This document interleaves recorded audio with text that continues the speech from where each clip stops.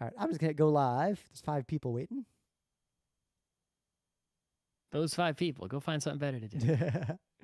Seriously. It's like, look at the... I got some preliminary data, too, on the thumbnail changes. And yeah, it just clicks just happen. Of course.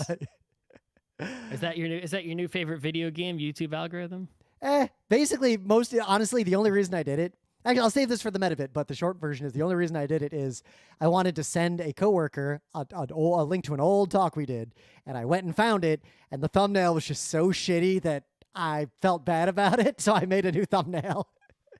Okay. And then I was like, wait a minute, it takes like 2 minutes to make a plausible, good thumbnail in Adobe Express. Like, just kind of click a little bit, and it just works.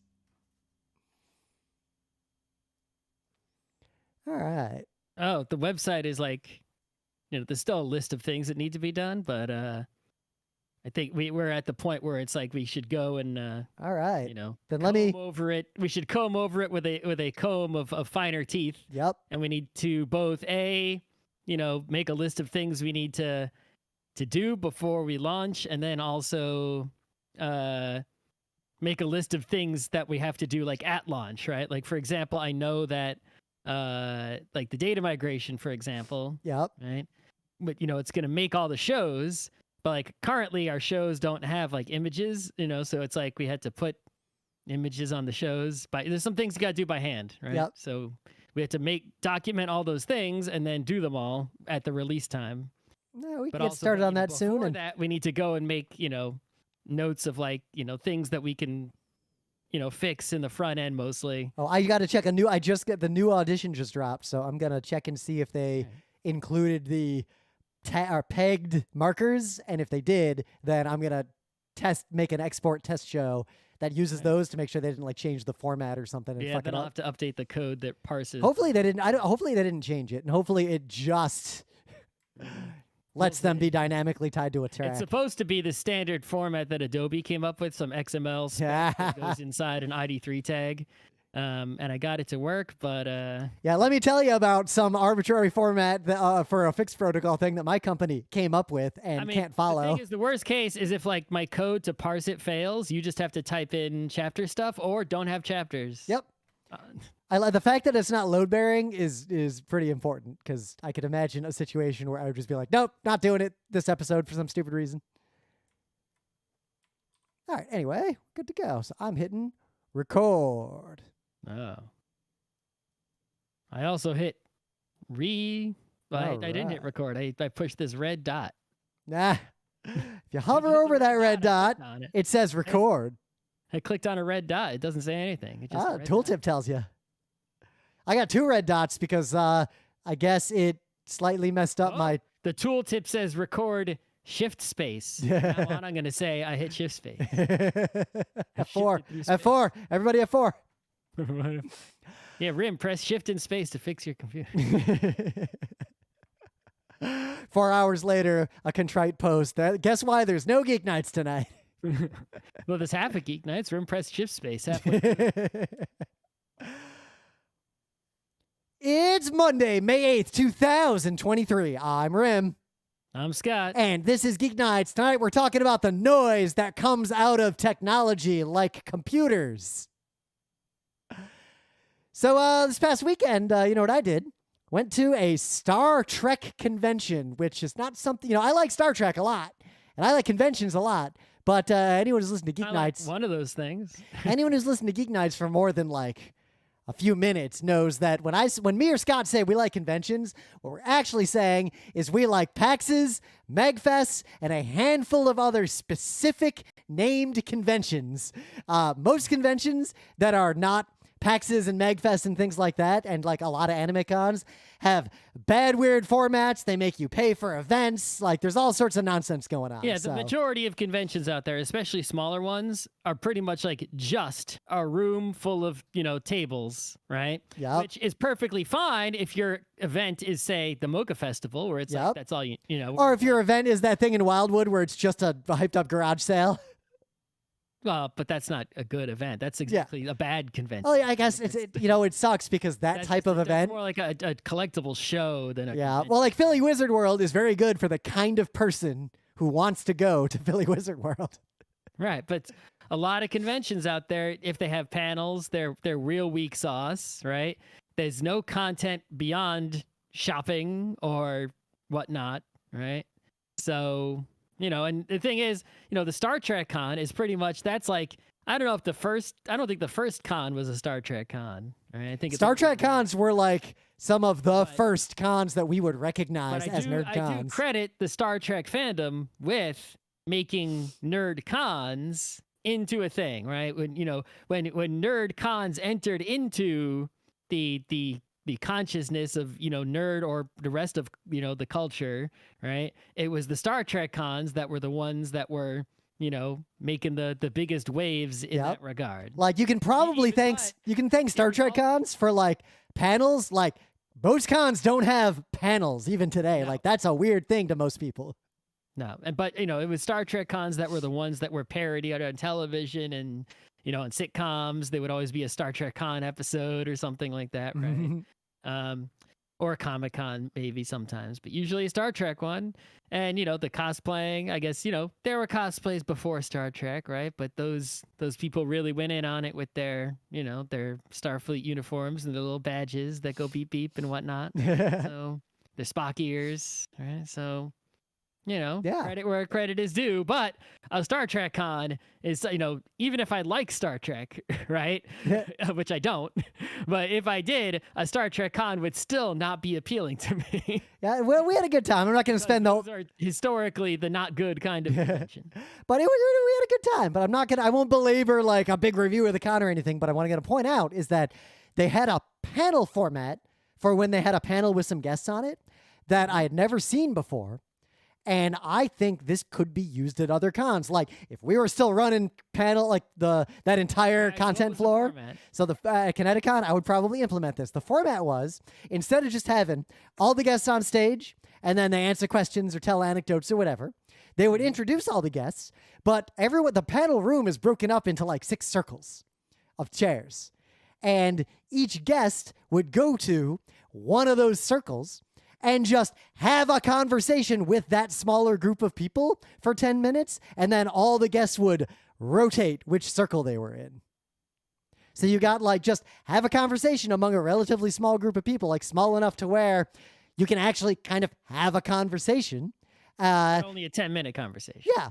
But as a result... If there's a horrible nerd, they get to escape them within 10 minutes. Yep. But also, obviously, I would modify this format a little bit. Like I'd have, of course, a staffer like standing in each one to mitigate the nerd if they're there, that kind of thing. But what was interesting is that what ended up happening, like by observation, is that... Did you go to any of these circles? Oh, yeah. I sat in one of the circles and met like a bunch of Star Trek people. What famous person that I don't know?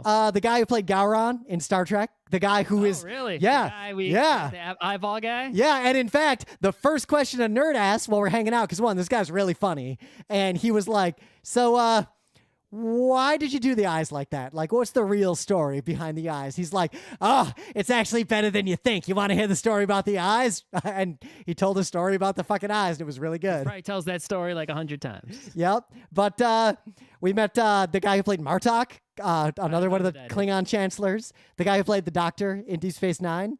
I don't know that one. The woman who played Jadzia Dag. You're not going to know any of these people. No. In DS9. I know the Gowron guy. Yeah, you know the Gowron guy. You can see him right now, most likely. There's also the anti-Semitic Jewish bartender guy. I know that guy. Oh, Armin Shimmerman, Quark. Reading Rainbow eyeball guy. Jordy, that's from TNG. Yeah.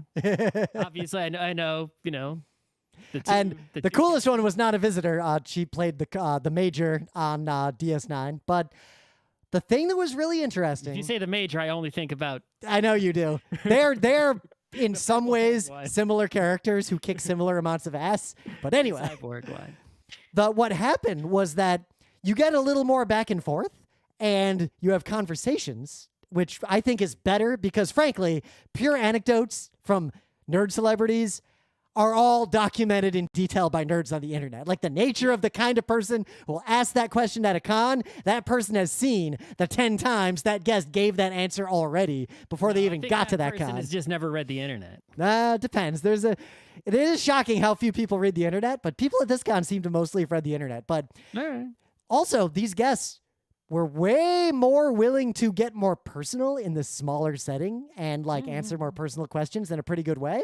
And it was interesting that as an ostensible expert in like the running of nerd conventions, I had never seen this format before. And having seen it run, it is a pretty good format that I would institute if I was ever in this position again. I've used that. I've used and participated in that format, but not when it came to celebrities. Exactly. Of any level, right? I've used it for like, all right, the educational settings or teamworky settings. Yep. Or And that's it. That's the secret. Settings where everyone is mostly on the same level, or there might be like one leader at each station or something like that, but never was it for celebrity purposes. Yep. So I guess what I'll end on here, and we'll get into the actual news.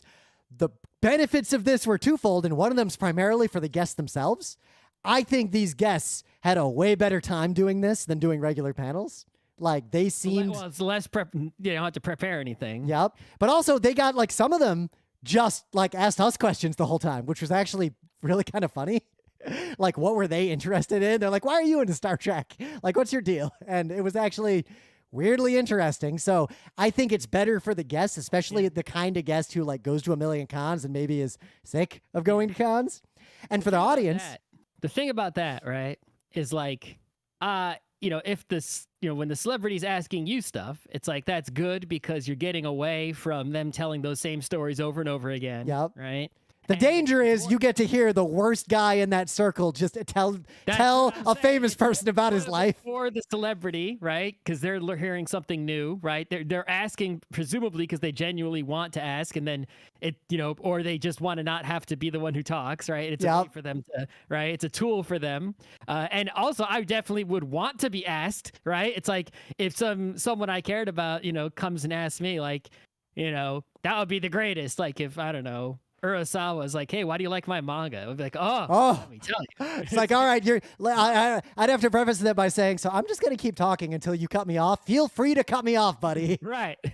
But if there's another Scott and Urasawa asked that other Scott that question, that is the worst for me. Yep. Listen, I don't give a shit about some stranger. So what I observed, the same celebrity I do. That's awful. They ended up asking questions that had relatively short answers, but nobody went on too long. And I suspect the people who are the most damaging and dangerous in traditional panel Q&A are terrified of speaking up and trying to ask a question in a small group setting where there isn't a microphone that says you are the one who gets to ask a question. Like there were no that guy questions that I observed, and I cannot believe that was true. That's true, actually. I need more data. I have a datum. I have one convention where I saw this format, but the fact that 0% of the questions at a fucking Star Trek con were that guy in this format is a piece of data that needs to be looked into a little bit further. That is true. It takes less, a shy person, right, could be empowered and sort of, the sea of faces. Yep. Right? It's easy to talk into a microphone, and there's like, but it's like if you're in a small, intimate setting, then if you're that kind of person, it may be much more difficult to say anything. Right? Yep. Because it's no longer a sea of faces, like it's individual people that you're seeing. So jumping into some news. This is fine. Looks like it's finally for real. You can do it now. Like it was announced a while ago, but it's here. You can now use passkeys to sign into your Google account. Yep. So I think we did a multi-factor authentication episode last year or 2021, somewhat recently. I'll find it and link to it. But yeah, the passkeys are a thing. They're just, there's a sea of acronyms that are, involved with FIDO and TOTP and all this. And I'll be, as a technology professional, where part of that is my job for real, even right now.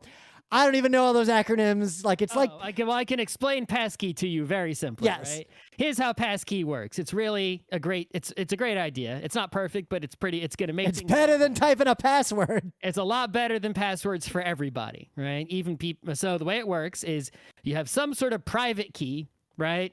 And the private key is generated, right?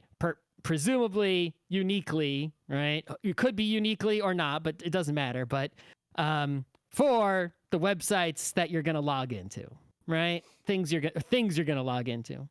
And basically, they send you, you got a public key, and you give the public key over to, whoever it is that you're going to log into, right? And then now that they have your public key, you can prove to them that you have the private key that goes with that public key, right? So Google says, hey, Scott, give me a public key. Here's one. All right, now here's some data that's random. Encrypt it with your private key. Okay, I'll encrypt it. Here you go. Here's the encrypted data.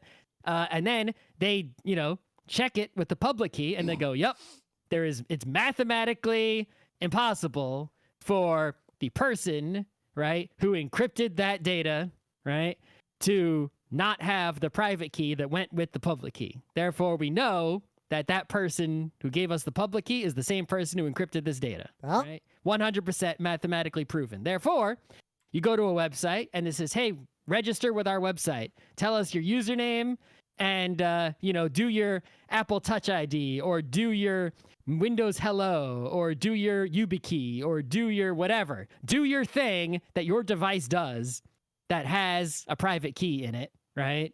And that will, behind the scenes, prove to us, right, that we'll receive a public key, and we'll know that you go with it. And then from that point forward, right, the first time, you could send anything, right? It's like you could use whatever, right? Because it's the first time you're registering. But after that, they call it a ceremony. After you perform the registration ceremony, right? This is how 1,000 years from now, we're just wizards and technology is just magic. After you perform the registration ceremony, they've got your public key and they've associated it with your account. And so you come back 3 days later and they're like, hey, you want to log into the Scott account? And you're like, yeah. They're like, all right, we already have Scott's public key. Prove it. Prove that you have Scott's private key. I proved it. I did my Windows Hello, or my Apple Touch ID, or my Apple Face ID, or my whatever the fuck it is that your device does. And they go, you have proved it. You are the same person who registered for this website 5 days ago, right? You're logged in. No password necessary. No, you hit the YubiKey. That was the same YubiKey that was used when you registered. You're good to go, right? And this is hugely, hugely beneficial, right? Is it perfect? No. But is it better than passwords? 1,000 times, yes. First of all, let's say you did it without any further, there's no other passkey or biometric or anything. You just use that and no password. Yep. It's still better than just a password. If you're going to have one factor, passkey is objectively superior to a password. In a lot of ways, it might even be better than two-factor, right? Consider this, right? So first of all, oh no, the website's database is hacked. Okay, they got a bunch of public keys. Useless, right? Yep. No way they can decrypt, do rainbow tables and find passwords or anything. Completely useless. Rainbow table? No one younger than 40 knows what a rainbow table is. I'm just saying, it's completely useless. You hack the database. You can never get anyone's password. Oh, someone's using the same password on a bunch of different websites? No, they're not, right? They're using different keys, right? It's all different encryption everywhere, right? Behind the scenes, the user doesn't even know that's happening, right? So none of that's happening. Oh, someone's using a weak password. Nope, everyone's using a really strong private key because they don't have to remember anything. So it's super strong no matter where you go. Good luck breaking anybody's anything, right? It's like the only way, to basically bust into someone's stuff, someone made a fake website to try to phish you. What's to phish? You can't phish it. It's unphishable. Right? You can't, in order for the Windows Hello or whatever to send you, what you would need to impersonate bank.com, it won't do it. You'd have to be bank.com. It can't be done, right? It's so phishing, not a problem anymore. It's basically all these, people don't remember passwords. Well, nothing to remember. Yep. Right? So the only problem is, hey, someone gets your phone, right? And you didn't listen to our advice in that other episode. Yeah, and they unlock it, and you help them with your Face ID.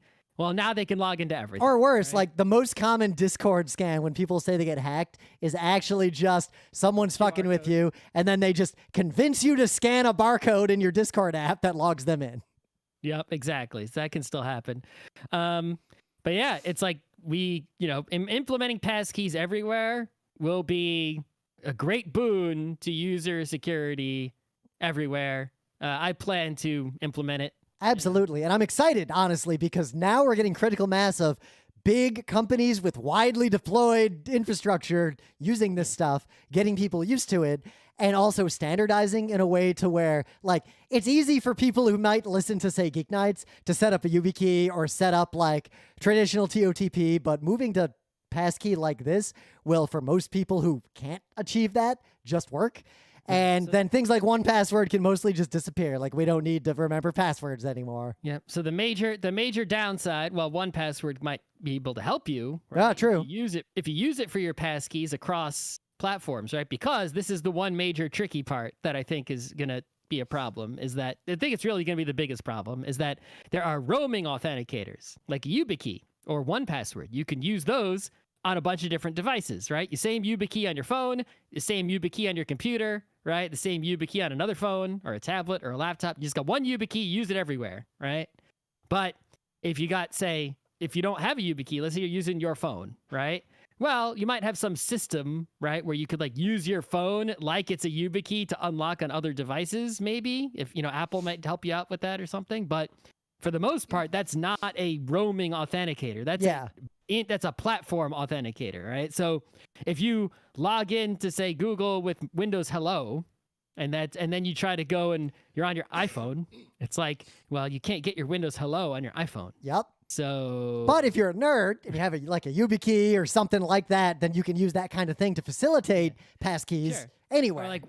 Or like Apple is using iCloud to synchronize. So like if you log in with Face ID on your phone and then you go to your Mac, it's like it'll be synced over. But it's like if you're not syncing, let's say some Linux user out there right, logs in with their Android phone and then they go to their Linux computer, it's like, well, that platform authenticator on their Android phone is not on their Linux computer. I have started calling that person. And they can't move the private key over. It's in a secure whatever. So we got to figure something else out, right? So I've started calling that person Linux Georg in the same way that... What's Georg? So there's an old meme. I guess you just never encountered it, or you might remember it when I tell it. But very briefly, there's the statistic, the fake one, that, the average human eats 6 spiders at night in their lifetime. And that's not really true. What actually happens is the average person eats 0 spiders while they're asleep.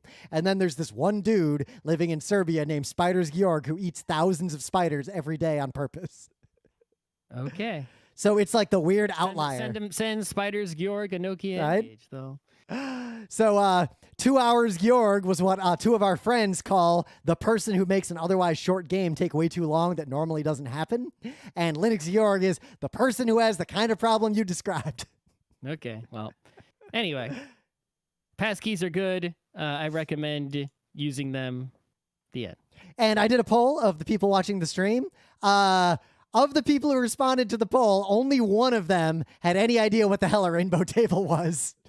Okay. The other 4 had no idea and Googled it. Well, the other 4, good. You Googled it. That's all you need to know. Yep. How to Google. They haven't even been a thing. Congrats. They haven't been a thing for like 15, 16 years or more. Yeah. No, it's super old, but it's still, So let's see. In some other news, not going to get too deep into it, but I think you should read this article, especially if you're involved in software architecture or like infrastructure or anything that's sort of deployed at scale, if you use Amazon, but anything beyond just having EC2 instances. Because one, this article is really good and there's a lot to think about.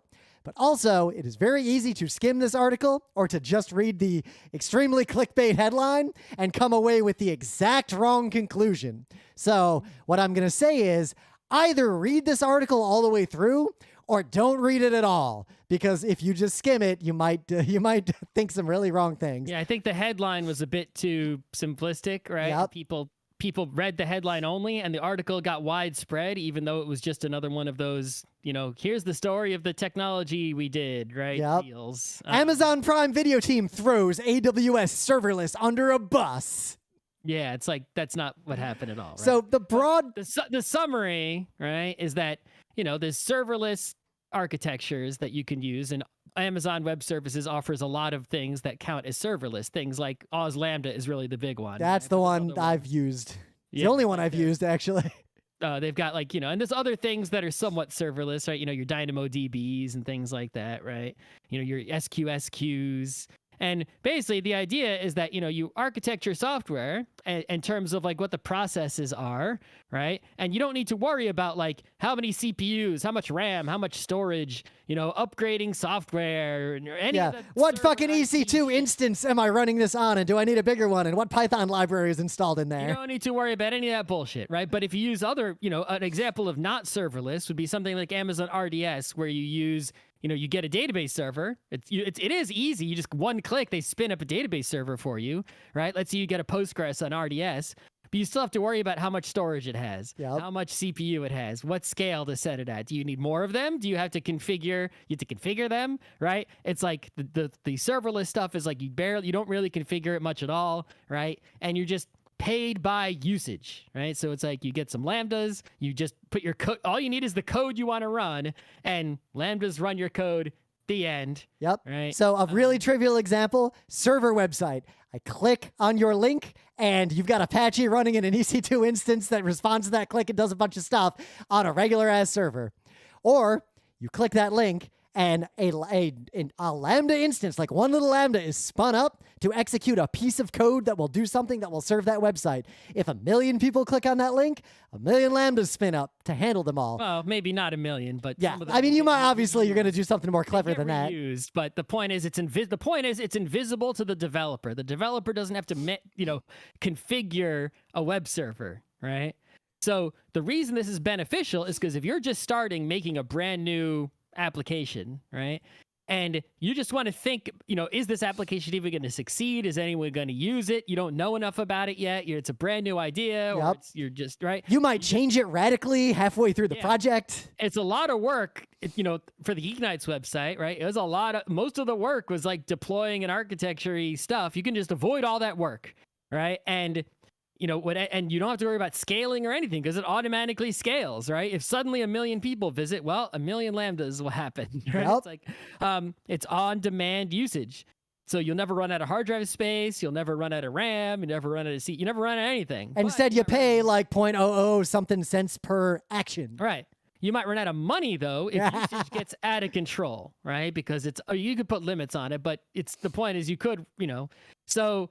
And it might not always be the fastest, best solution. So what you want to do is after you get your application up and running serverless-wise, you might notice like, hey, that particular process doesn't get run very often, right? It's really rare. So keeping that on something like a Lambda serverless is a great idea because it spins up for that like fraction of a second you need it.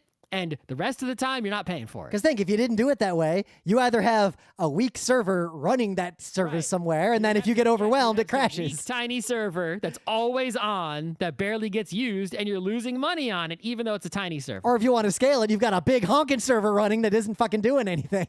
Right. But the problem is the opposite. Let's say one of your processes is like getting used all the time and is mega intensive, right? It's like, well, actually, for that case, you would save money by configuring a server that's always on and can handle all the right things coming in instead of using a serverless thing. Yep. And that's what happened with the Amazon people. Think about the difference between parts of our Prime Video service are like, we could save money, save resources, do a better job by doing the effort to set up some servers for those parts. And it'll be faster, cheaper, better, stronger, etc. Because really, they're both solving the same kind of problem, which is usually an orchestration problem, which might be worth a GeekNights episode. I think like we did some. We might have, because that's actually a big part of my job right now is orchestrated architect, like how we do orchestration at scale. But I guess if you have only ever worked at one company, or only ever worked below a certain scale, or just haven't been in the industry long enough, or an industry long enough, you might think that there's this divide between monolithic architecture versus microservice architecture. And the reality is any sufficiently complex project or architecture will be a mix of both, and figuring out what to architect how in a broader orchestrated workflow, that is the job that pays the most money, because that is a hard problem to solve. Right, but the point, this news, people are, spreading this news as if it was Amazon saying, oh, all that serverless stuff is bad. Go back to EC2 and Yep. setting up servers the old way. That's better. Which is extra funny because that's not even what this team did. No, not at all. Right? The news is basically like, hey, sometimes doing it the old way for some services is better and sometimes is not. Especially if if common sense, but they were just telling you a specific case, right, in detail of what happened. And the case is actually a super common case. The case where you might have a bunch of microservices or a monolith, but you're doing a thing where the data set you have to take action on is big. So if you set it up, if you architect it the wrong way, you're going to take a big blob of data and pass it around between things a bunch of times. And that generally is a bad idea. And in my job, we have some things that do it that way because that gives you a lot of power and a lot of flexibility, but it costs you a lot of overhead. And we have other processes where the orchestration is happening somewhere else, but the data blob is sitting somewhere and getting basically fucked with destructively. Yep, you could just have, one machine that holds the data blob in RAM all the time. Yeah. It's like, woo. And especially, remember, the problem in this article is QAing live streaming high definition video. Like frame by frame. Yep. I think that's enough news, so let's get right into things of the day. So this is going to be the last time I talk about anything even remotely related to fast Fourier transform for a while.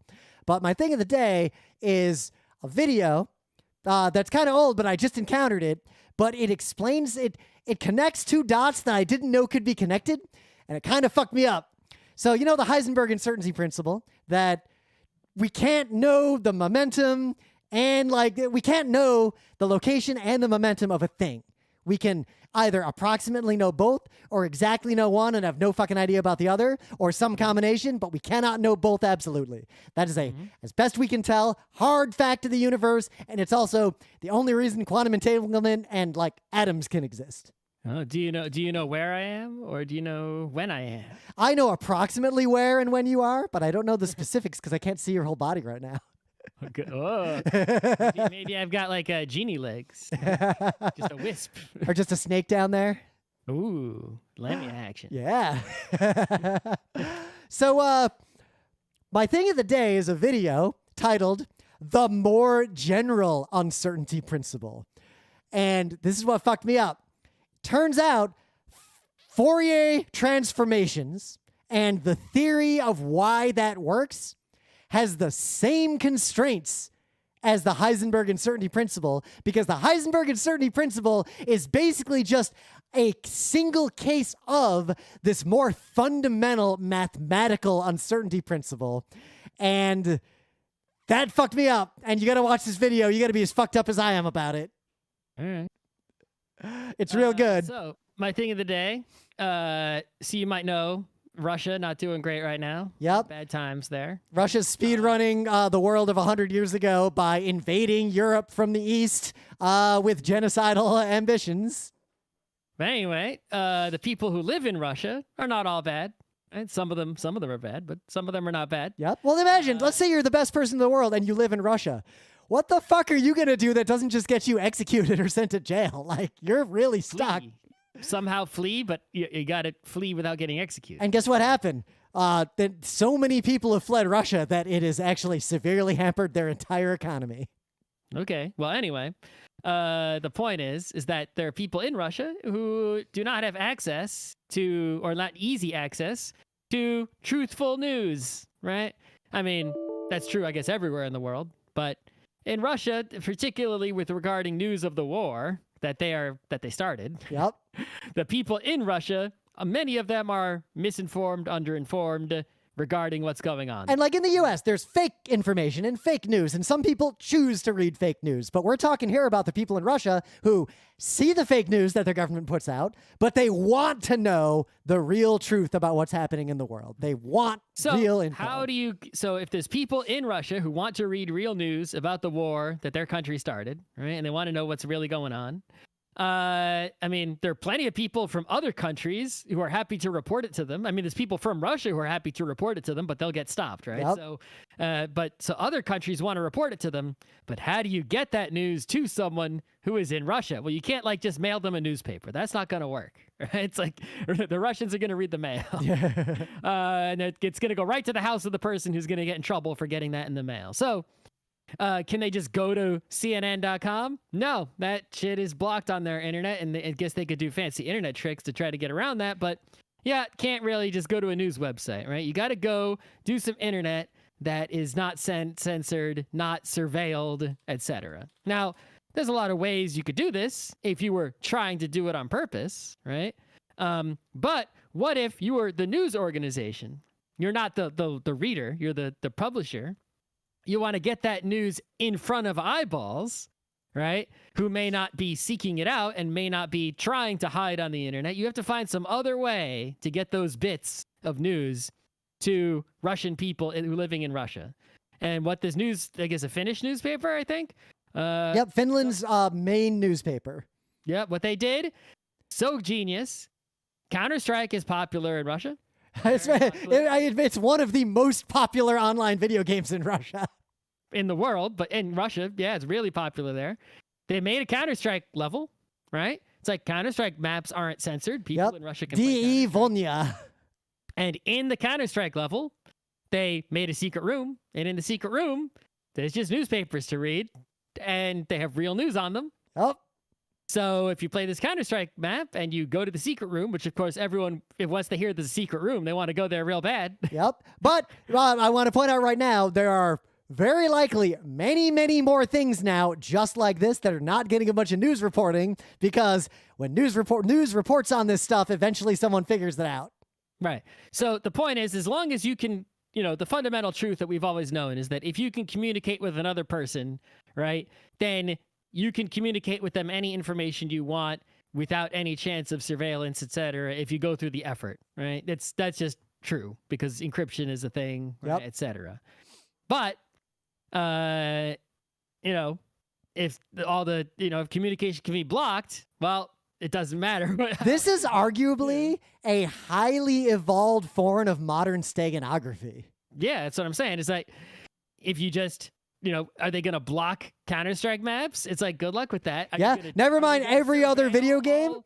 Are they going to surveil all Counter-Strike maps? It's like, okay, we can just move on to something else, a steganography of some other form. It's like, are you going to block all YouTube videos? It's like, Yeah, what if someone makes a Skyrim mod? Probably do block all YouTube videos. Yeah, but... and in the Skyrim mod, there is a place you can go where there's an arrangement of pots on the ground, and if you fly up in the air, the pots tell you a Russian URL that will tell you news. Like, how do you even detect stuff like that without active surveillance? I guess the key here is this kind of thing cannot be discovered. Now, it can be dealt with once it's known or once it's discovered, but it cannot be discovered by the intelligence apparatus of a hostile actor without active surveillance. Someone has to find it.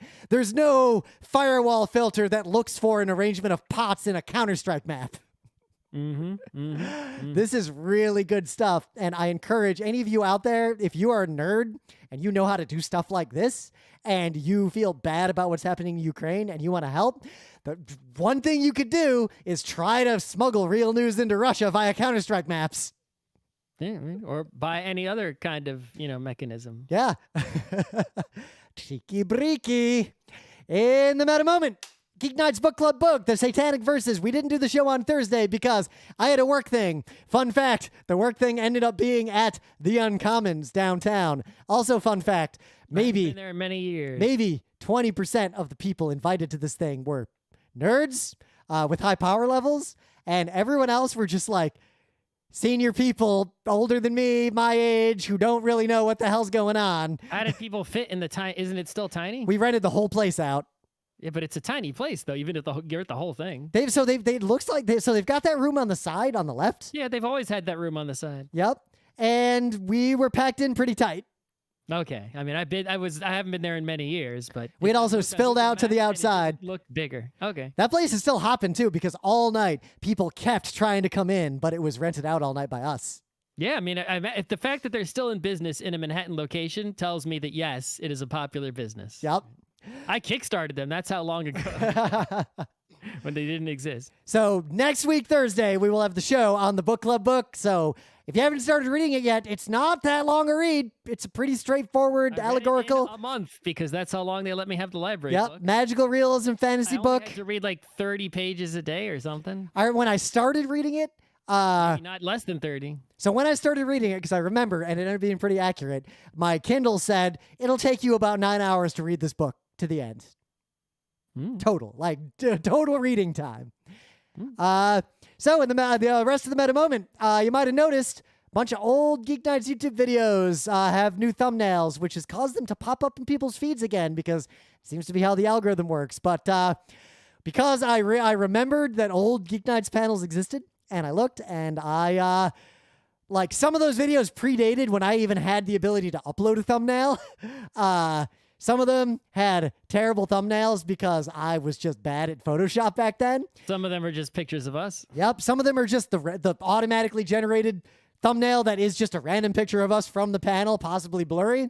So I went back, and I started just making nice thumbnails for everything. And I'll link to the YouTube thread where they are, because I want to get your comments, your thoughts. I'm just going to make a thumbnail for every video we got out there. And I'm probably going to start making thumbnails for like regular old episodes of Geek Nights, because if you use Adobe Creative Cloud and you don't know this, there is something we've been using for a while, but now we're using it more, Adobe Express. I don't even think you need a Creative Cloud to use You Adobe don't? Express. If you have a Creative Cloud account, you can do more. I think it's just free. It has a lot of capabilities that are locked unless you pay. Okay. You might not need those. I ended up needing those because I'm doing a little more with this thing than you might. But basically, if you have even like a 1% level of basic understanding of the kind of graphic design you like, you don't even have to be good at it. If you have the vaguest awareness of what you want something to look like, if you kind of just flail and click in Adobe Express, it'll make something that'll look better than anything you could have made using a regular old application. Like, it'll kind of just look good. Yeah. Not only does it provide all these like automatic design templates, but it also lets you do lots and lots of like very simple but extremely common media operations, like resize an image, convert a video to a different format, crop a video, trim a video. Do you want some of your text to be at an angle and like turn something into a PDF, make a Q, like all the stuff that you commonly do, that, you know, if you're not a skilled pro it's like, it lets you do all those simple operations in like a couple clicks. And you don't have all the tools and all the precision. Like, you can't even like set all the angles exactly. You can't make everything exactly the way you want it. But if you know exactly what you want, don't fucking use Adobe Express. Go use like real applications.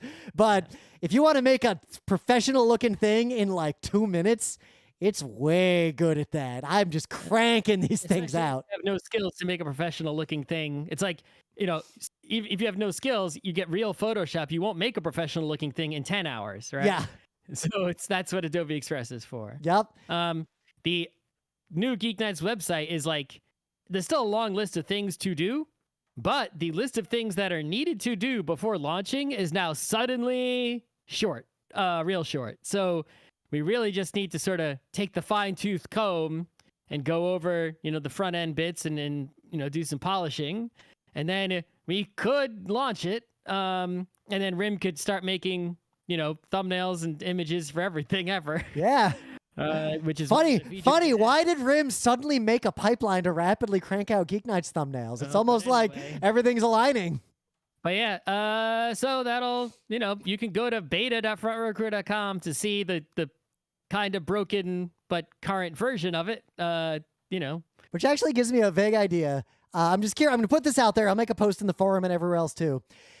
I kind of want to throw a no-host party just in Queens, like at a beer garden or something, once we launch the site. And if anyone shows up, they show up. And if no one shows up, I'll just be there with like a few friends.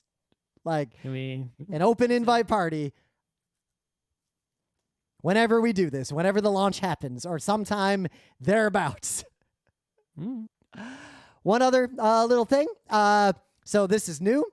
I have joined a team officially, and I'm going to be competing and running in the New York Marathon on November 5th at the end of this year.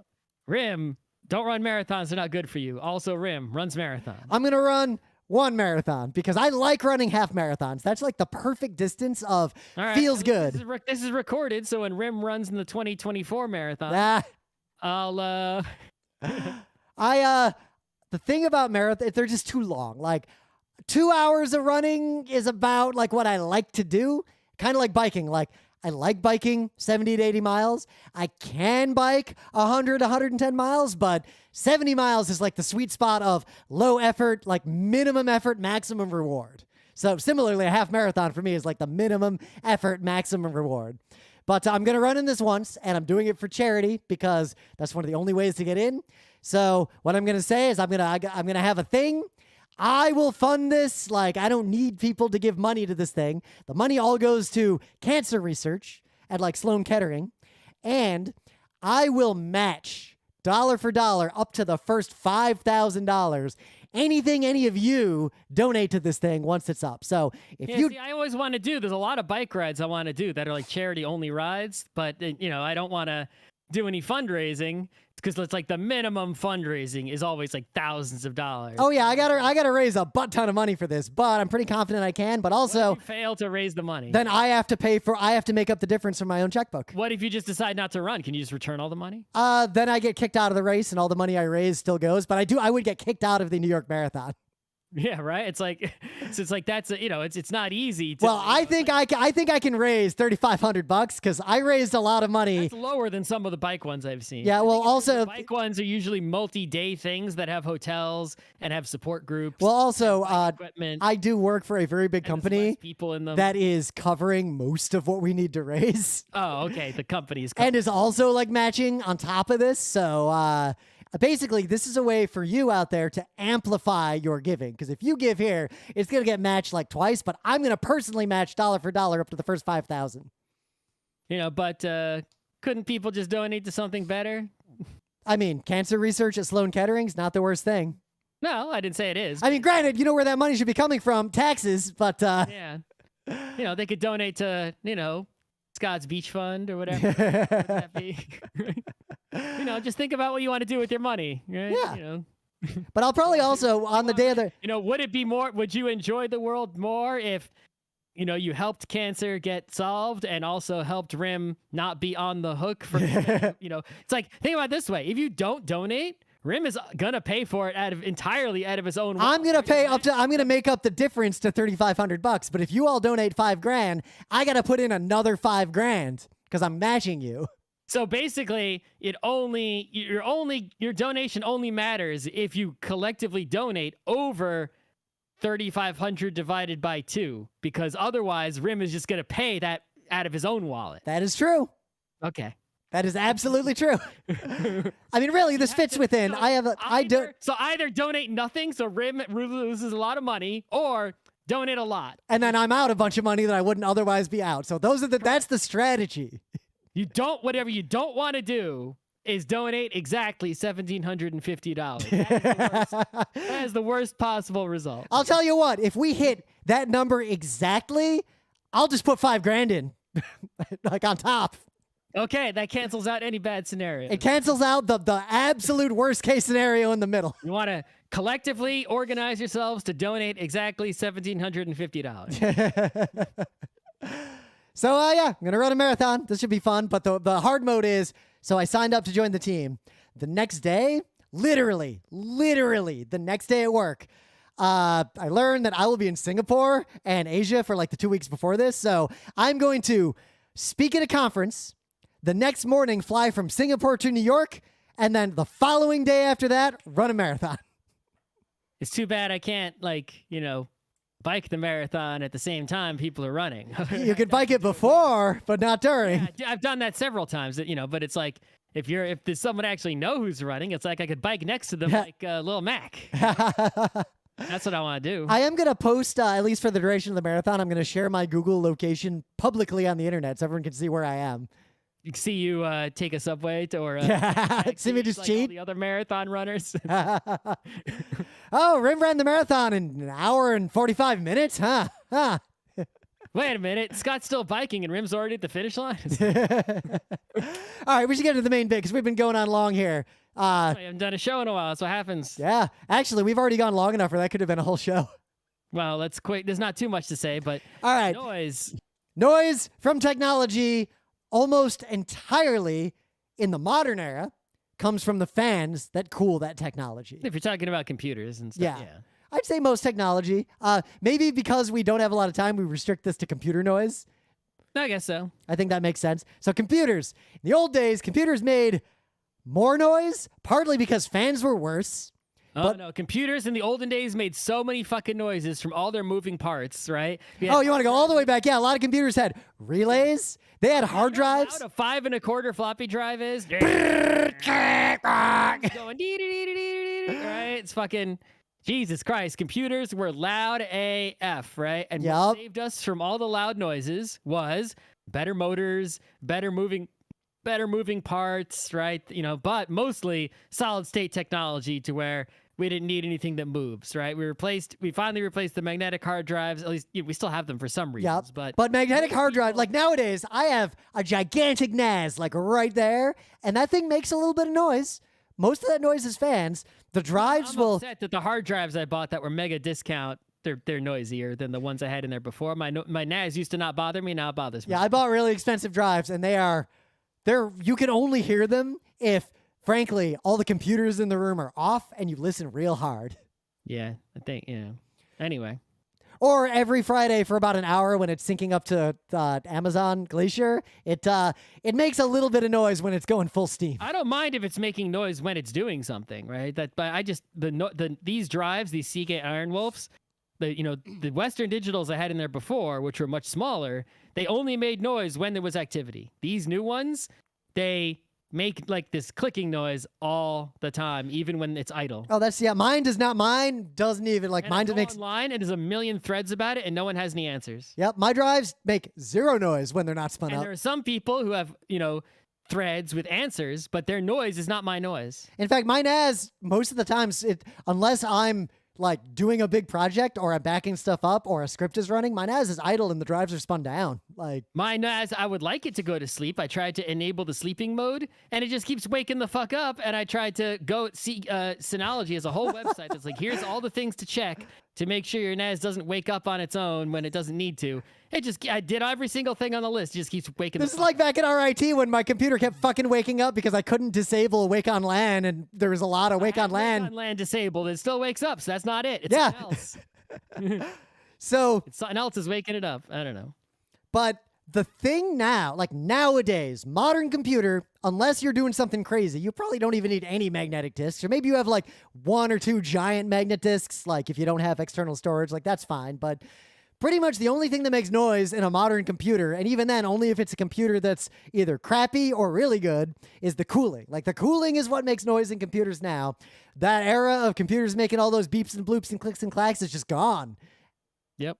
And frankly, what it comes down to, honestly, if you want your computer to be quiet, you actually care about your computer being quiet, you either have to make a relatively low-powered computer so you can make it passively cooled, like just no fans, which is totally doable.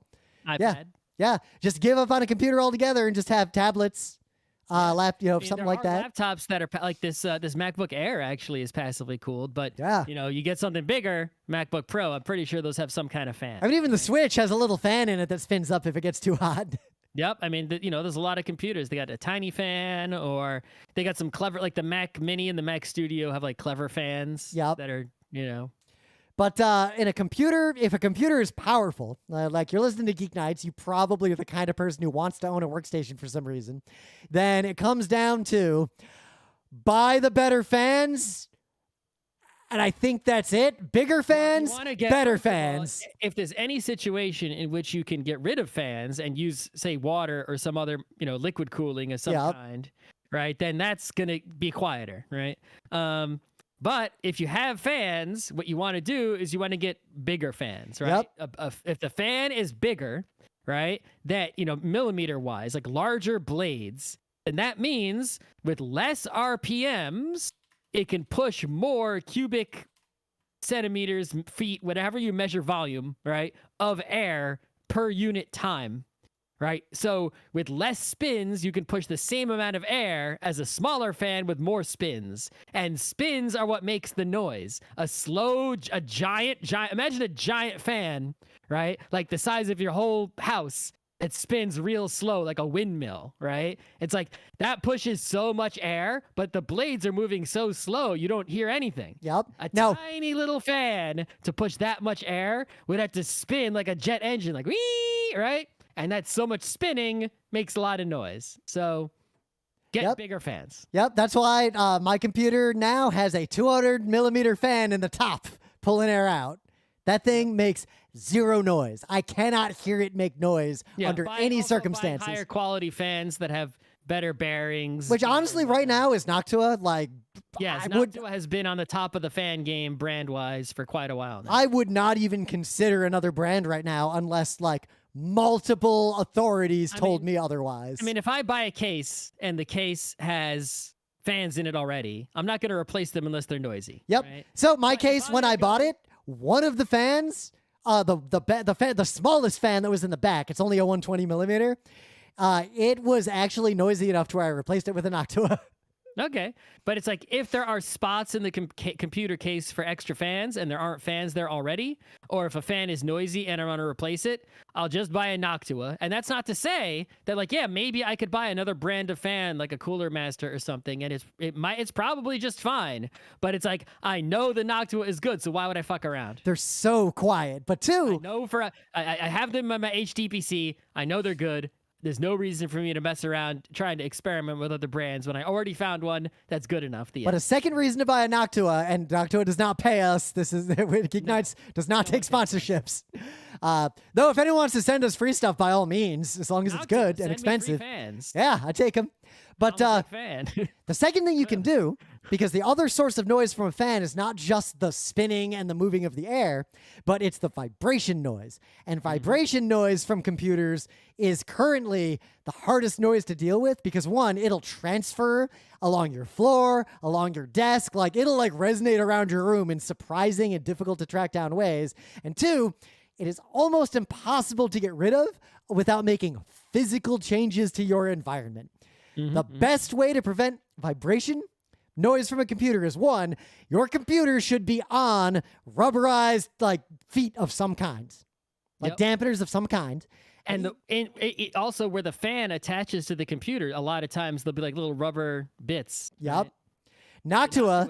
The Noctuas are rubbery in the corners. They're rubbery in the corner, and they come with screws if you want to screw it in, but they also come with these clever little, like, long, thin rubber bits that actually replace the screw. And if you put that in, that dampens the vibration and almost eliminates it, as far as I can tell. Like, I can't measure or hear the vibration noise from any rubber-mounted fan. All right, so let's talk about some other parts of a modern computer that still make noise, right? We're not going to talk about the speakers. Right? But we will talk about the beeper, right? A lot of computers back in the day, the only audio they had was a beeper, unless you bought a sound card. Yep. But every... the PC speaker is what it's officially called. Exactly. Even today, right?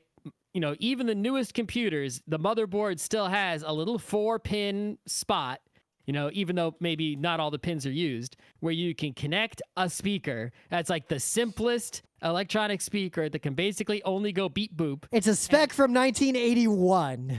Yeah, and it's like that standard is still there today. And the only thing it's used for really on a modern computer is to beep when the computer turns on. So it's like the single beep, like it confirms the motherboard's working. So my current computer did not have one on the motherboard, and I did not install one, and my computer cannot make noise. I've never seen a motherboard that didn't have the connector. What? That's pretty... It has the connector. I just don't have a PC speaker. Oh, well, yeah, you have to get your own. Yeah, I didn't get one. I didn't plug it in. Yeah, you don't have... it can beep sometimes error codes if there's problems with the motherboard, right? Because it's like, you know, the computer only has so many outputs, right? And they're not expecting you to like connect a serial, you know, a terminal to your computer in the year 2023. So if the display isn't working, then it needs a way to communicate with you that there's a problem. And some motherboards these days, at least fancy good ones, have like a little tiny LCD, like, you know, like 7, sector, whatever you call it. Yeah, they can show you a code that you can type into Google and find someone else asking what that code means. Instruction manual, yeah. But the beep is usually the signal, right? If you turn your computer on and it goes beep, beep, beep, it's like, you got a problem. As long as it goes beep, then it's good. Yep. Any other beep, bad, right? But if you didn't have the speaker, you would miss out on that beep, beep, beep there, and you might be like, why is my computer not turning on? Uh-oh. And you need to find a PC speaker to figure that out. Thankfully, that really, unless you buy dodgy brands or get really unlucky, that is not much of a thing anymore with computers. It's pretty rare, but it's still a thing, and it only matters like when you first put together your computer. Yeah. Right? Unless something really weird happens, like a hardware failure at some point down the road. And fun fact, PC speakers, all they can do is produce a 2-level square wave. Yep, that's it. That's it. That's all they can do. Yep. The final part of computers that makes noise, at least in the present day, is keyboards and sometimes mice. Those are moving parts. And some people like Grim get one that's intentionally clicky, clicky, clicky. And I got one that's a little bit clicky, clicky, but not as much as... Yep, I have one that's less clicky at work and one that's full clicky at home for typing pleasantly. Now, on the one hand, the clickiness, right, can be very annoying to other people. And I will admit straight away, if I could get the exact feel of a Cherry MX Blue, but it was silent, I would pay a lot of money for that. I mean, there are ones that are the same feel, but closer to... They're not, if it was silent, but it felt the same. Anyway, the point is that, it might be annoying to other people, especially like misophonia people and whatnot, right? But for the person using the computer, the typing person, I don't know if this is true or not, but I feel like, the click is positive feedback, right? I don't get annoyed if I'm typing on a clicky keyboard. Right. I get annoyed if someone else is, right? It's like, you like iPhones, they even have virtual clicking noises, for the keyboard that you can disable if you want, because it sort of gives you some feedback, like audibly, that like, you've pressed it, right? Which I guess is even more helpful on the iPhone keyboard where you can't really feel it, though they do have some haptic features as well. And mice also click when you click the buttons or make noises when you scroll the wheel. Thankfully, the ball is gone, so that doesn't make noise anymore. Yeah. But those noises, how useful are they? They're pretty quiet. No, I don't, but they're still there. There's still some sort of positive feedback noise that wouldn't be the same, really, if, like, you like imagine if your keyboard was silent, but like in your headphones, it was like the iPhone where it was like simulating keyboard noises. So I guess there is one last worthwhile thing to talk about. If it is possible to make computers, like even extremely powerful computers, effectively nearly silent, why are server rooms so loud? And the answer is one, noise is not like, other than that weird edge case of magnetic drives actually do perform worse when it is loud around them. Like, that's a thing. But magnetic drives are increasingly not used in data centers, or at least if they are, they're used in separate areas where the disks are, because data centers have evolved a lot since the last time any of us talked about them. But two, because other than that, like, no one cares about the noise. So what you care about is power usage, form factor. The fact that they're so loud is part of just the trade-off of all the other things that are way more important in a data center. But it mostly comes down to...